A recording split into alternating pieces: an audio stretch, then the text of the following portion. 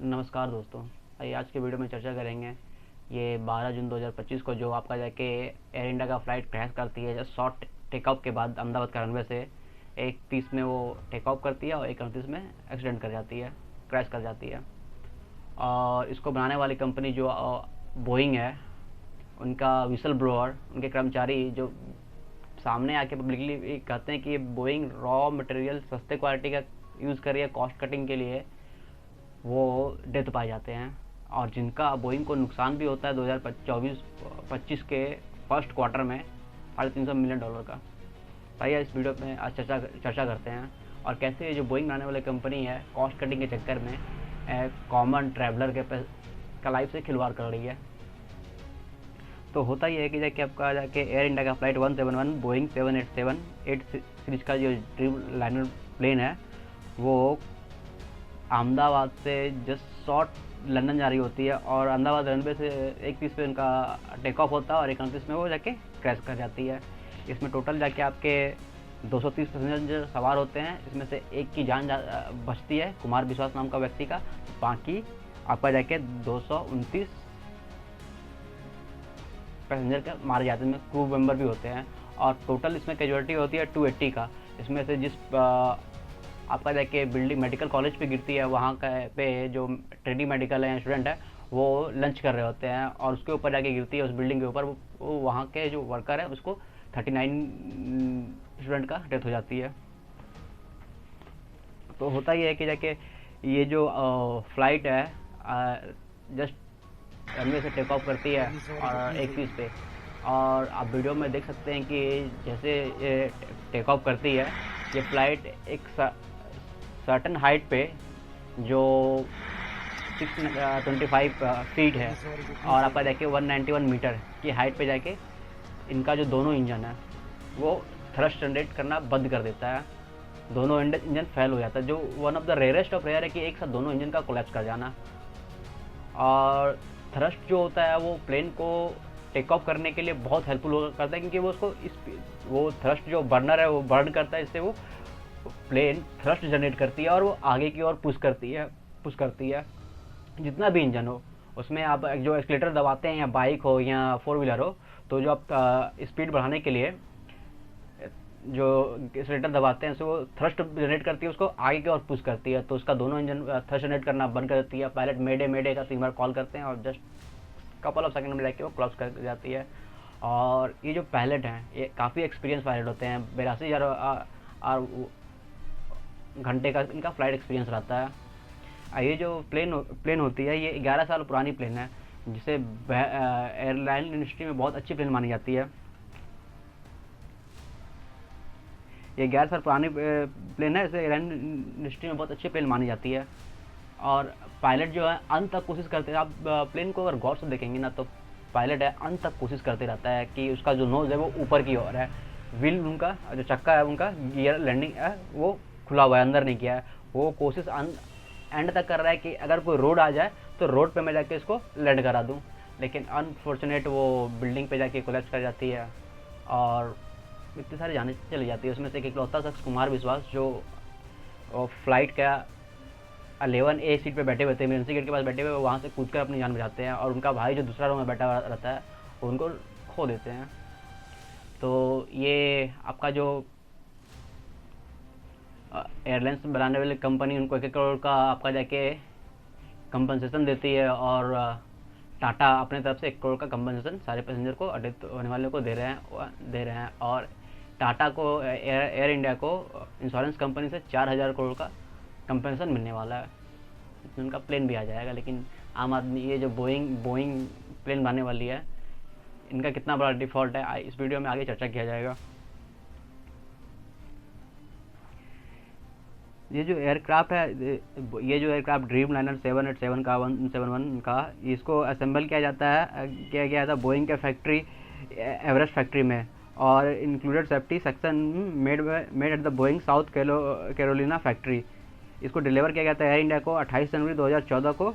और जो इनका जो इंजन है वो आपका देखिए जेनेक्स 1B67 इंजन होता है, जो काफ़ी पावरफुल इंजन माना जाता है। बस सडनली अनफॉर्चुनेट उस दिन दोनों इंजन फ्लॉप कर जाती है। और ये घटना रेयरेस्ट ऑफ रेयर है कि एक साथ दोनों इंजन कोलैप्स कर जाए।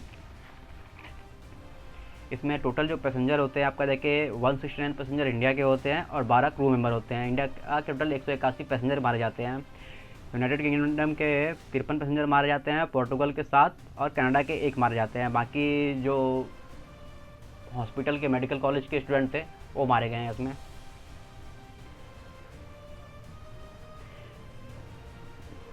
और जब ये प्लेन क्रैश करती है तो पायलट ये 3 वर्ड कंफर्म करते हैं कि lost of power, lost of thrust, mayday mayday 3 बार करके।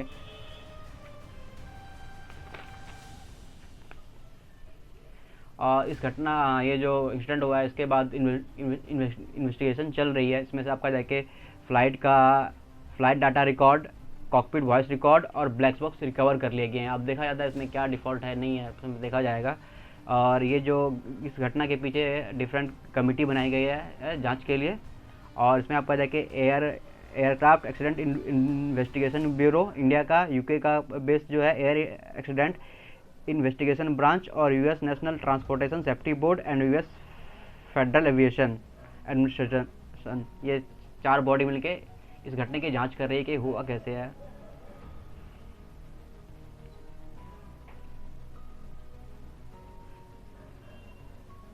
ये जो प्लेन में आपका जाके रेमजेट इंजन लगा हुआ होता है जो ऑपरेट करता है एयरलाइन क्रैश में। इनिशियल वीडियो फुटेज जो सजेस्ट करता है ना कि बोथ इंजन का फेल्योर, जो इनिशियल आप अगर आप देखोगे तो आपको लगेगा कि एक सर्टेन हाइट पे जाके वो नीचे आना स्टार्ट कर देती है, क्योंकि वो थ्रस्ट जनरेट नहीं कर पाती जिससे वो आगे की ओर पुश हो, तो वहाँ से वो नीचे आना स्टार्ट हो जाती है। दैट मीन्स कि वहाँ पे वो इंजन दोनों एक साथ फेलियर हुआ है, जो रेयरेस्ट प्लेयर है।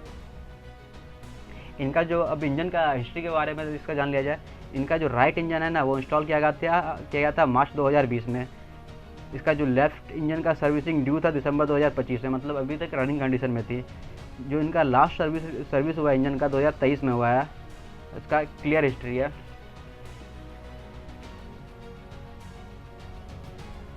और अभी तक जो टॉप 10 और कंट्री आप देखा जाए कि किस कंट्री में सबसे ज़्यादा एक्सीडेंट हुआ है एयरप्लेन का, तो उसके बारे में भी आप जान लीजिए। यूनाइटेड स्टेट में 870 एक्सीडेंट हुए हैं, रसिया में 644 हुए हैं, ब्राज़ील में 193 हुए हैं, कनाडा में 151, कोलंबिया में 185, यूके में 110, इंडोनेशिया में 106, फ्रांस में 105, मैक्सिको में 102 और इंडिया का 95। और इनको जो बनाने वाली कंपनी बोइंग है, इनका रिसेंट कुछ टाइम से कुछ अच्छा ट्रैक रिकॉर्ड रहा नहीं है।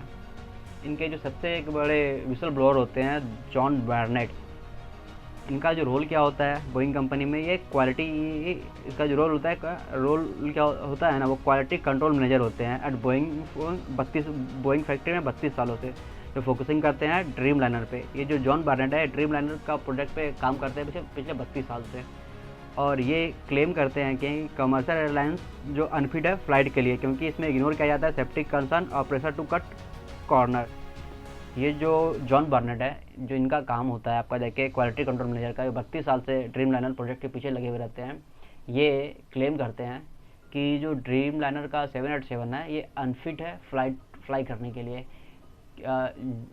Because due to safety measure और जो प्रेशर मैनेजरल प्रेशर है कॉस्ट कटिंग करना होगा, तो जाहिर सी बात है हम सस्ते टाइप का मटेरियल यूज़ करेंगे, और सस्ते टाइप का लो ग्रेड मटेरियल यूज़ करेंगे तो वो सेफ्टी से कंप्रोमाइज़ है।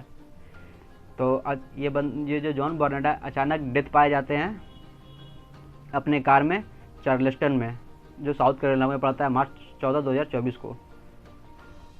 और ऐसा क्लेम किया जा रहा है कि अपने गन से खुद को सेल्फ शूट कर लिया है।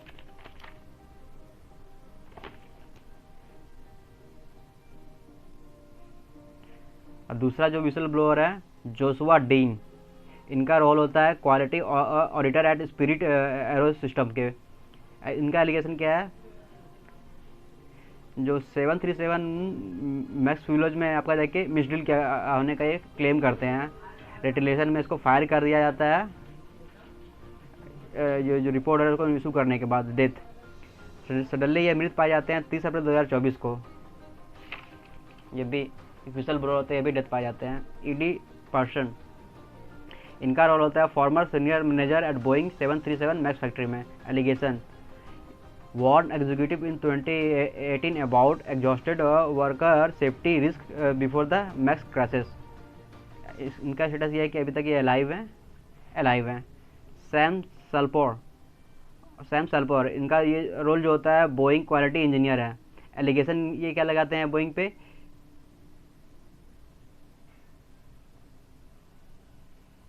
कि जो स्ट्रक्चर में ना उसमें छेड़छाड़ किया गया है स्ट्रक्चर में फ्यूल का कैपेसिटी को बढ़ाने के लिए। इनका भी वही क्लेम रहता है। इनका स्टेटस है filed FA whistle blower complain इन 2014 ऑनगोइंग। और भी जो विसल ब्लोअर है मार्ले मेयर्स डेव फिजर ये सब विसल ब्लोअर हैं।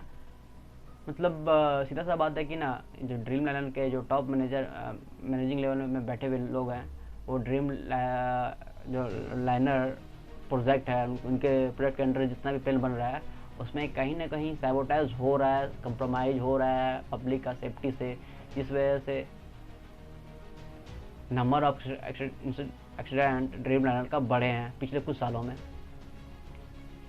इससे होगा क्या? जांच बैठेगी, ड्रीम लाइनर एयर इंडिया अपना पल्ला झाड़ लेंगे, पायलट पे गलती दे देगा। बट क्या एक्चुअल में ये जो बोइंग का रिसेंट 1 सालों में ये 5वां क्रैश था और एक साथ दोनों इंजन फेल्योर कैसे कर सकता है ये भी तो जांच होना चाहिए। और जब फ्लाइट को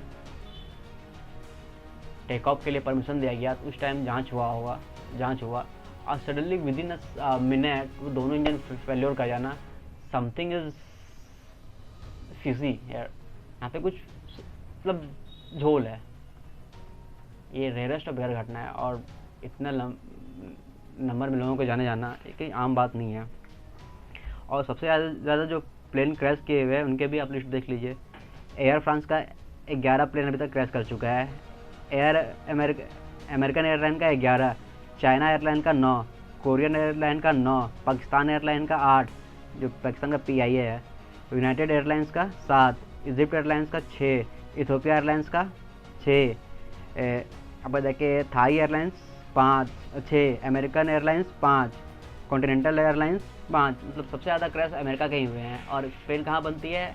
दो ही कंपनी की है, एयर बस का और आपका जाके बोइंग का। और रिसेंट ही कुछ टाइम से एयर इंडिया और इंडिगो ने 100 प्लेन का ऑर्डर दिया हुआ है बोइंग को। अगर बोइंग एक सबसे पहले तो ये सब जांच बोइंग कमिटी बोइंग बनाने वाले 787 सीरीज की जो प्लेन बना रही है उस पर बैठनी चाहिए कि जो विसल ब्लोअर जो बात बोल रहा है और जो परचेज जितनी कंपनियां परचेज कर रही है वो टेस्ट करे, ऑडिट कर ले सारा रिपोर्ट का कि जो क्वालिटी है से कंप्रोमाइज़ हो रहा है या नहीं हो रहा है। At the end insurance company को इंश्योरेंस मिल जाती है, लेकिन जो वो जान जाने वाला का तो जान चला जाता है ना, वापस नहीं आता है। पब्लिक का सेफ्टी यहाँ पे प्रायोरिटाइज होना चाहिए। ये एक घटना भी है इंडिया का हिस्ट्री का में अब तक का सबसे बड़ी घटना है इंडिया में। इससे पहले लास्ट जो एक्सीडेंट हुआ है इंडिया में वो बेंगलोर में हुआ था। वो काफ़ी साल पहले, 15 साल से भी ऊपर हो गए वो, उनसे भी पहले।